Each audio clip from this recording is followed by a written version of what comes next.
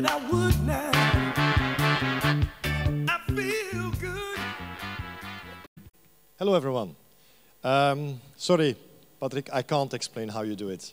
It's too complicated. It's too fragmented. It depends on who you are. It depends on where you are in this evolution of challenges that we all face. But I'll try to at least give some highlights on how companies and organizations and governments, anyone actually, should start to think in a different way in order to be able to deal with digital transformation.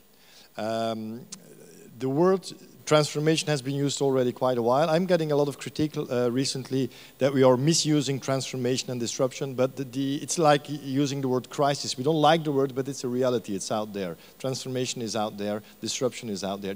I don't know who was stuck in traffic yesterday in Brussels.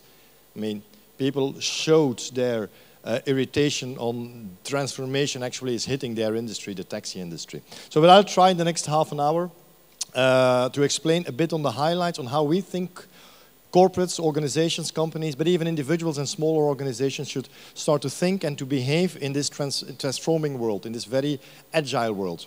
Now, one slide on our company. We used to be Dear Media up till about 2 weeks ago. We were acquired and now we are part of the Duval Union network. We are the center, the consulting center of the network. We are very proud of this. Actually, we just doubled in 2 weeks' time in our staff because we really believe that this digital transformation thing is something that is just starting to happen. And we want to go further than just preaching. We want to actually help companies do it. So, normally I talk for hours. Sometimes for some clients I talk for days. And there used to be a time when it took me hours to explain that the disruption was there and the people said that we don't see it. And then we showed it and they say we still don't see it and we showed it some more. I think it's very difficult to ignore the fact that the world around us is changing. We are using Uber and taxi drivers don't like it or the taxi industry doesn't like it. And we are using Netflix and traditional TV stations, they have no clue how to deal with that and the distribution is copying it, but it's not really working or at least not in the same way. It's out there, we're all in some way using already disruptive models because this is the essence of the challenge of digital disruption is the fact that all of you, as individuals, as consumers, as professional customers, everywhere in the value chain, we are starting to show the fact that we behave differently. We have other preferences. There was a time when we had to go through a normal, traditional value chain to get something. Today, there are alternatives, and these alternatives are made possible because the digital world allows us to book a taxi through a smartphone and get it in a couple of minutes and have a clean taxi because you rate the taxi driver just as you would do with a vendor on eBay. So actually all of these models in itself, it's not new, but they are there now. They are more convenient, they are cheaper, they are closer to what the expectations of the market are, individuals and customers. So we prefer them. We switch towards them. And if you don't follow the switch, you are in trouble. So the fact is, I don't have to convince you that the disruption is there. The question is, in any industry, who will be your respective Uber or Airbnb or Tesla Motors or that player that actually changes the rules of the game, of your game, too fast for you to actually be able to anticipate in a positive way. Changes of all times. It's nothing new, but it took decades. Now it takes years. And that's a big, big, big challenge. So, we know all of the examples. We know the Kodaks of the world. We know the record industry. We know the video industry. They have all changed. These are the examples. This is the proof. The thing is that currently, the players already mentioned, they are preparing the next layer of change.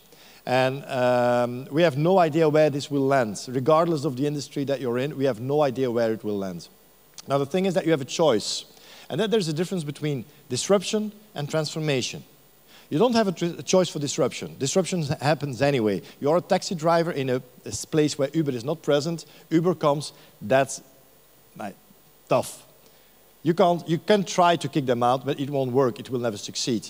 So when the disruption happens, you probably have no say in that. It just happens. It happens somewhere where you're not active in. It happens from challengers, not from the traditional players. But you do have a choice to create a model, to think about your future now that the present is under pressure.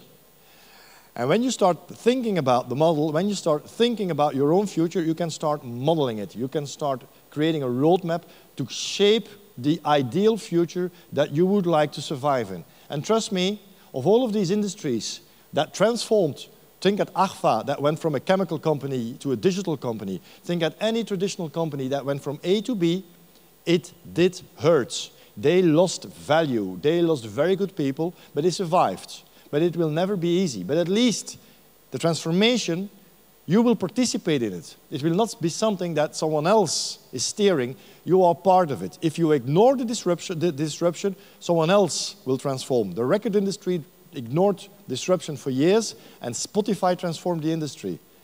It's still time for most industries to be part of the transformation yourself, and that is a key insight. Now, the thing is that transformation is now hitting everything. There was a time 20 years ago when industries like the record industry, movies, media, they were impacted by the fact that everything became virtual and digital.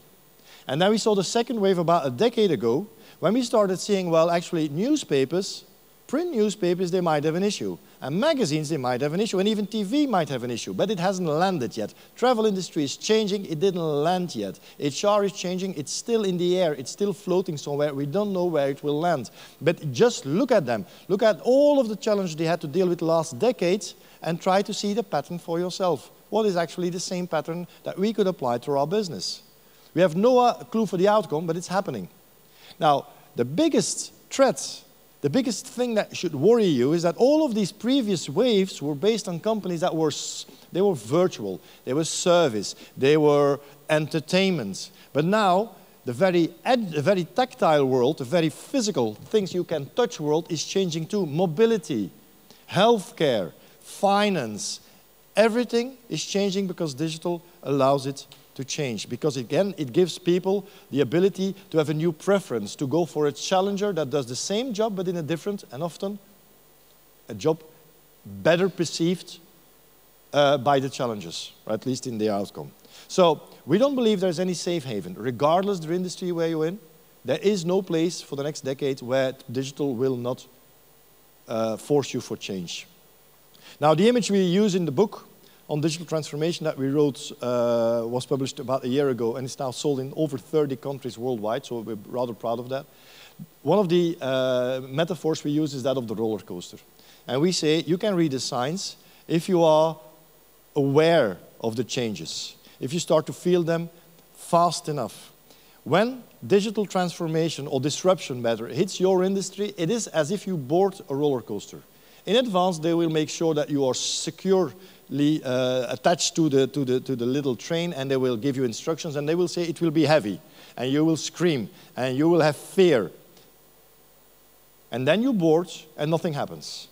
It slowly goes up. Chuck, chuck, chuck, chuck, chuck. And you say to your neighbor, what's all the fuss about? Why did they warn us that it would be a heavy ride?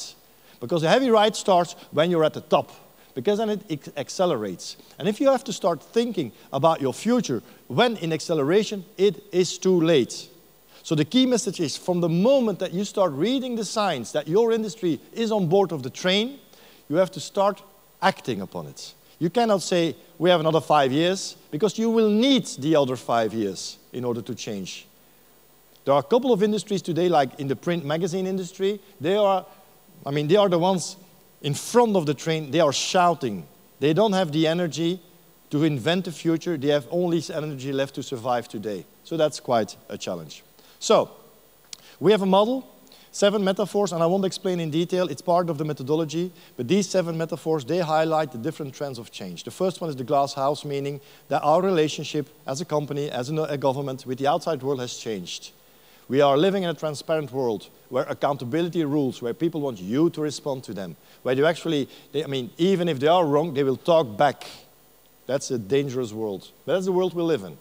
It's also a world in which models change, products change, services change, where monolithic models, where we used to do everything, are challenged by virtual players that only do one thing, but they do it globally.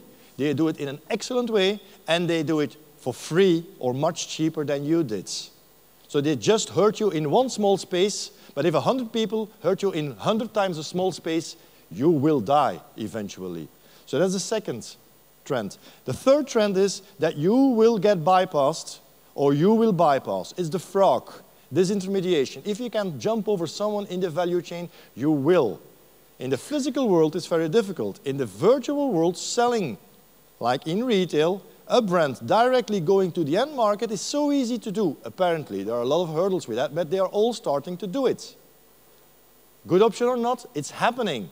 So everyone is bypassing. Tesla is selling cars online, bypassing the entire retail channel of car industry, every aspect of it. So now, the fourth one is the gatekeeper. There used to be a time when just a couple of experts defined what was important in the world. You are part of those experts. Today, we have Google, and we have crowdsourced opinions, and we have intelligent algorithms, and we have artificial intelligence, and they all give us advice. They all say, well, actually, if you need something, maybe that's a better choice than this. So the monopoly of just a handful of people defining what's happening and what's important in the world is over. The traveler, it was already in the presentation of Patrick, we are getting mobile, we are getting all of the intelligence of the world in our pockets, and this changes everything. This changes how we behave in a physical space. If you go to a retailer, we know better what TV to buy than the sales guy at the retail outlet store or at the retail point of sales. We know it better. We have access to everything. But it also means that we don't have to go to the physical space to get everything. Everything we used to go for, we had to go to a bank 10 years ago. Today, we can do it all virtually. So the physical space, on the one hand, gets impacted by digital, on the other hand, becomes obsolete in certain cases. Participant says that we do things together. We create value together. We create businesses together. Without people, no Airbnb. Without people, no Uber. So, and the last one is, we ain't seen nothing yet. This is just the beginning. Now, knowing this, and normally I can, again, talk for hours on about all the details, and they are fully described in the book, but how should you behave as a company? How should you act? And this is the methodology that we call digital transformation modeling, because it's not just about waking up and about let's take you to Silicon Valley and show you some great examples, which is all very, very useful, but then you have to start acting. Now, the first thing you need to do is have a vision and a plan. It's about strategy. It's about strategy. You need a strategy. You should stop with ad hoc investments in small things because they look innovative. You need to know why you are doing that. Now, based, again, on the 7 metaphors, the first thing you get out of that is understanding. You see the examples, but the examples in themselves are nothing if you cannot relate the examples to yourself. What's the impact of Google going into Google Fresh? Google Fresh, so that's tomatoes and salad bringing to people's homes. What's the impact for Deleuze? Deleuze should think about that. What if that happens in Belgium, for instance? So you have to think about, are we ready for this? That's the impact analysis. Out of all of these exercises, you can create, as I already said, a future for yourself. Actually, multiple futures, but you choose one. You choose the future that you say, if we go that way, this is the best, this offers us the best conditions to become or to remain a strong company. And if you have this vision, and the entire company and all of your stakeholders believe in the vision of that specific future, start building it. Get a roadmap. And then it goes wrong. Because then you want to build it, and you say we can't. We don't have it in us. We don't have it in our DNA. We are not agile. We do get money, because the leadership has seen that we have to invest, but we spend the money, there's no outcome. And yet again, while we did that, a dozen of small challengers appeared, and they did it. They pulled it off, and we couldn't. That's why, that's because we are, as we call it, actually I think some, you were the first one to call it that way, the fat cow. Any well-run company, profitable company, is by definition a fat cow. You can't move the cow. Now, actually, we use a better metaphor for that, is this big ship, but I will come back to that in a couple of minutes. The thing is that there used to be a time when the thing on the left of the slide was relevant. We have a company and we have to do some digital stuff. That time is over. Forget it. So your digital strategy, of course, should be part of your corporate strategy, but we have passed this point already. Your corporate strategy, your company strategy is dictated by a digital ecosystem. Even if you are a very traditional company, even if you have a very traditional business, certain elements of your value chain are being replaced by alternatives that are possible because digital facilitates it. So even if you still have a very traditional, apparently traditional business model, you still have to re-engineer it in a way that it fits a digital society. If I now would do a small survey and ask who of you says, I work for a company where I can guarantee that our strategy is based on the knowledge and the profound understanding of a digital world, I'm afraid very few people would raise their hand, unless you work for Uber or for Spotify or for Netflix, because these companies, they do realize that. That's the basis of their activities. So they have to go from left to right.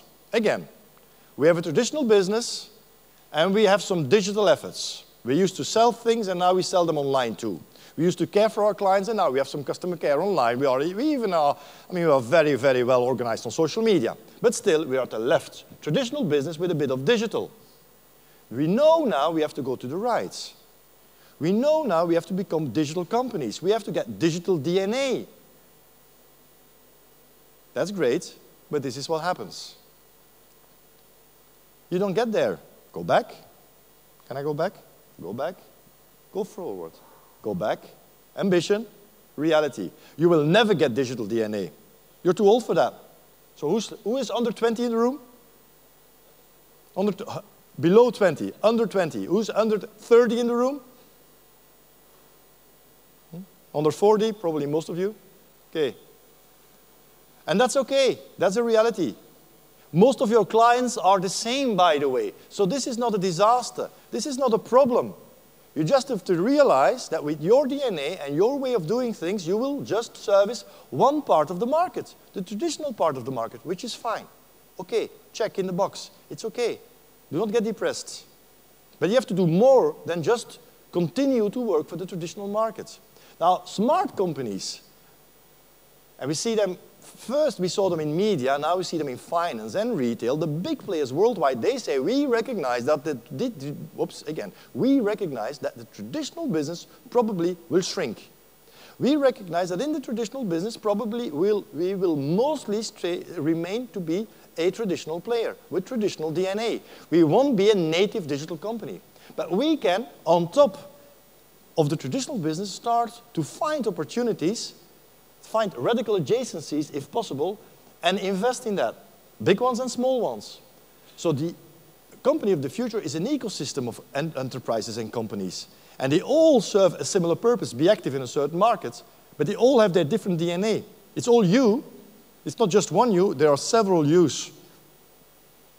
Example, the picture below was the newsroom of the Washington Times, I think about 20, 30 years ago. There were 1,000 people. Today there are 600 people.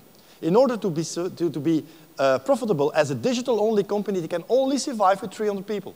That's the reality. They will shrink, and they will remain to be traditional journalists for very good traditional journalism. But at the same time, companies like the New York Times and Axel Springer, they are investing in companies like Blendel, which is like a very innovative media company in the Netherlands. So they have at least a dual path in their strategy. And that's fine. They should. Now, another problem, if you want to become a digital company, is that you need digital leadership. And you don't have it. A CEO of a company asked George Colony, CEO of Forrester Research, what should I be or do to become a digital company? And the answer was, if you are not a digital CEO yourself, fire yourself and your entire senior leadership.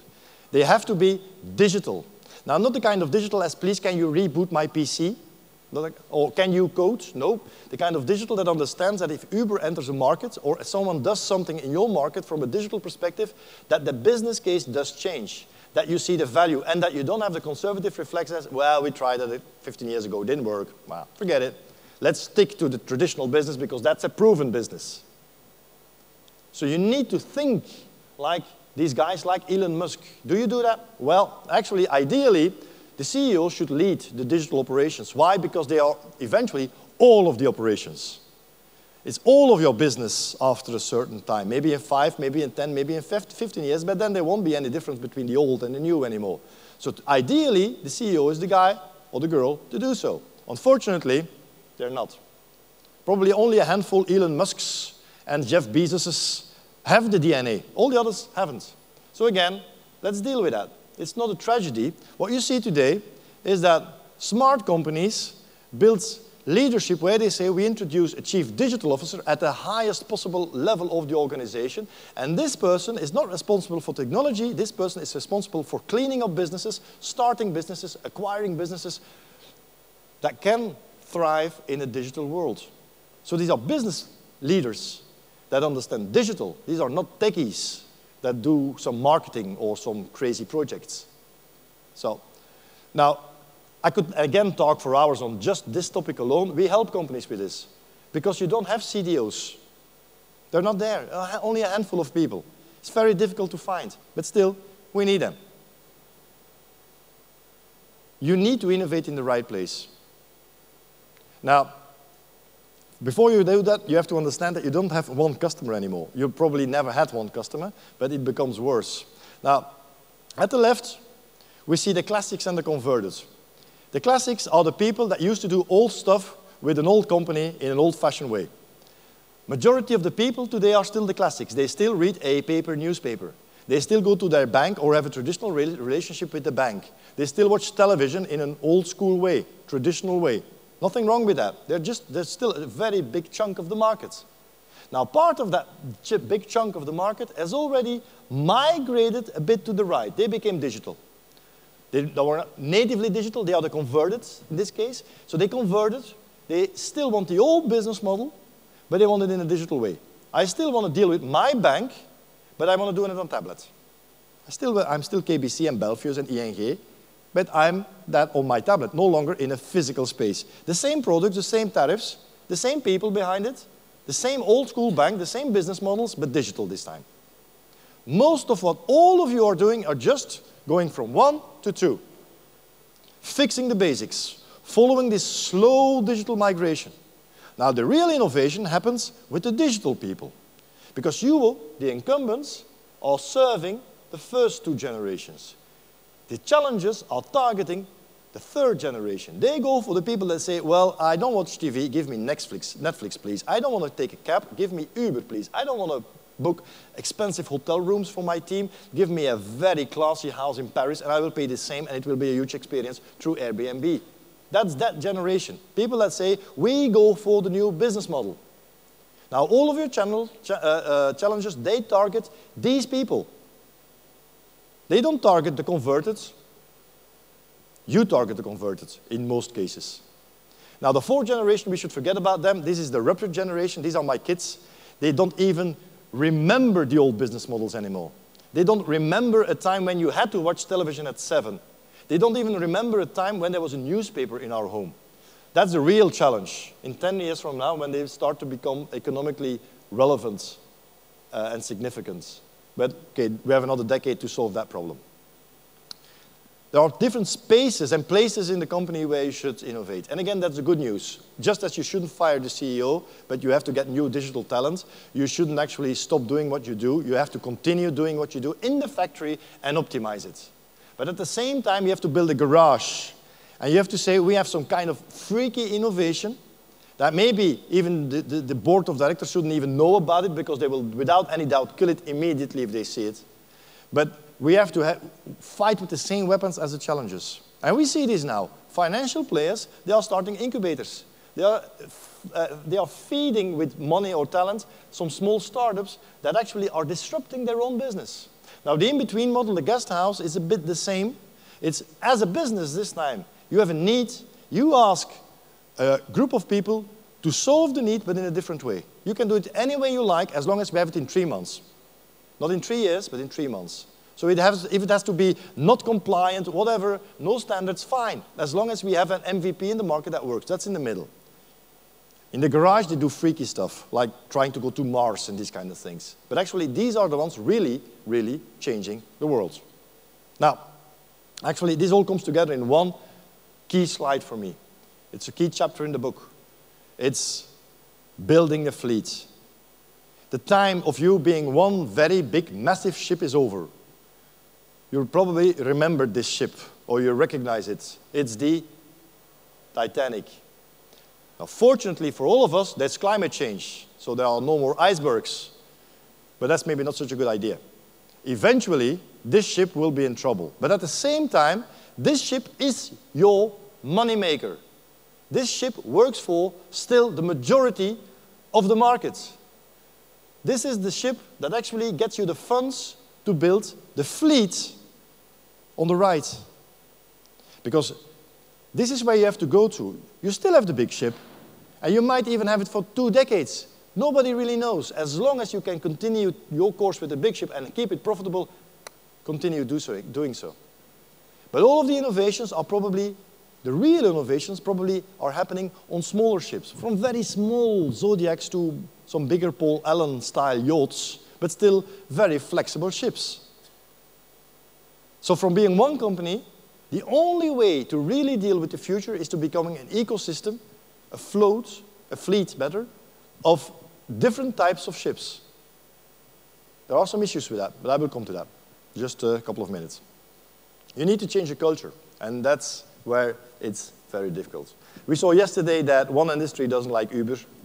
I can understand that, but they're wrong, because the customer is always right, always. So if we want Uber because Uber is cheaper, has clean taxis, doesn't rip you off, we want that.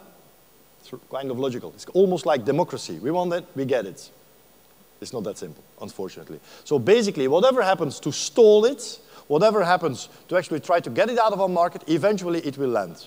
We wanted all of the music we could eat, so we went into illegal downloads. Today we have Spotify. It does still hurt the industry, but it became legal.